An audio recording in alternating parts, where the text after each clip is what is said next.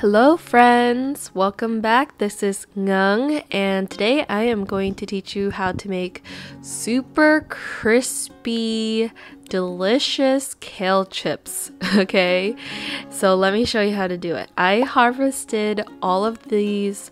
I harvested I don't know, 2 bunches of kale, a bunch of kale from the community garden. Then I washed it real good, like 3 waters with a bunch of salt in it, and found a bunch of caterpillars because it's organic and I didn't spray anything.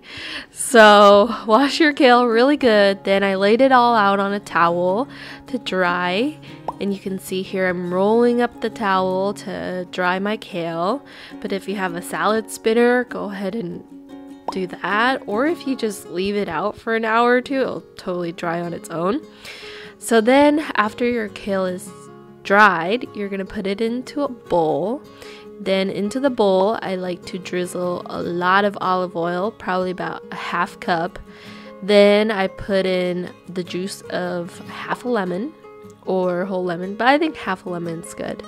Then I go ahead and add my sea salt, my cracked black pepper, some garlic salt, some nutritional yeast, and a lot of this nutritional yeast because it gives it this nice cheesy umami flavor. It's so good. Then you're gonna massage your kale, okay? And I think this is the secret here, is massaging your kale really well. Helps break down those fibers and makes it super crispy, and it gets all of the flavorings you put on there in every nook and cranny. And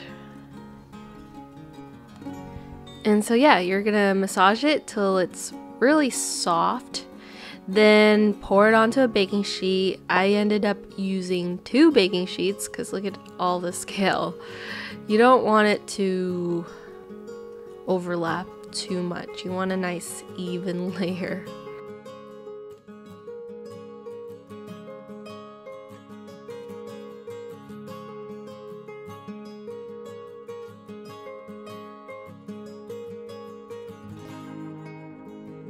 So I went ahead and grabbed a second baking sheet here.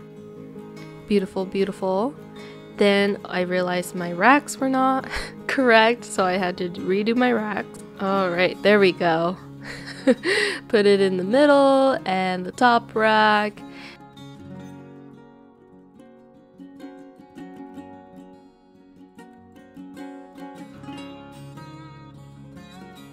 And go ahead and bake it for 15 minutes.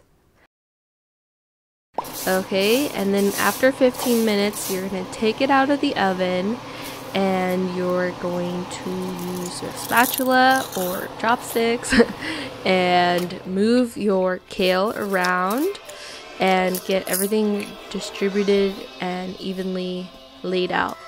Now, my kale at this point was like halfway done because some of it was crispy, but some of it was still getting there. It wasn't fully crispy yet, so I was testing it.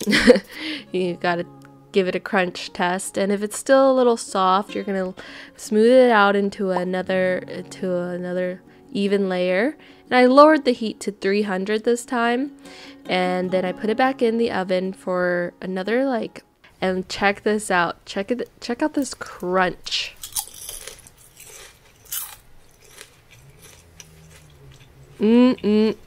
This is one of my favorite snacks. It's so good, and I just can't believe I could eat a whole batch of these. It's so much kale, but it's so good. It's zangy,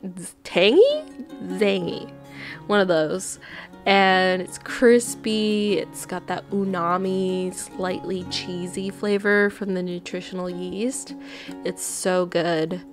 Alright, so yeah, keeping it short. If you have your own kale recipe, comment down below. If you like this video, give it a like and subscribe to my channel. All right, I'll be back next week with another video. Hope you have a great day. Love you guys. Bye.